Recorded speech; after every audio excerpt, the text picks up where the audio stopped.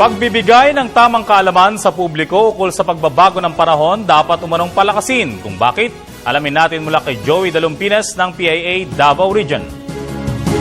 Formal nang inilunsad sa Big 8 Corporate Hotel sa Tagum City, Davao Region ang 2 araw na pagpupulong ng mga information officers mula sa munisipyo, probinsya, line government agencies, civil military operations, civil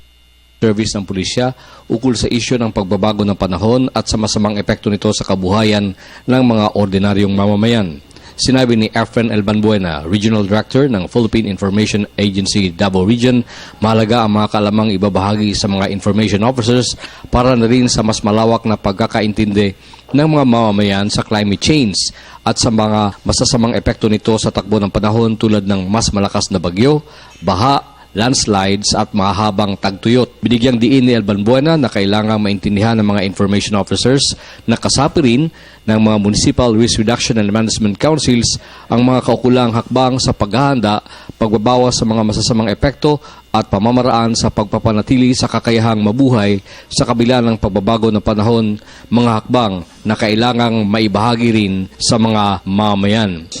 And this time, we are engaging the services, the assistance of the government information officers. So the participants are actually information officers coming from the different municipalities and provinces of Region 11. And we also involve the civil military operations officers of the Philippine Army as well as the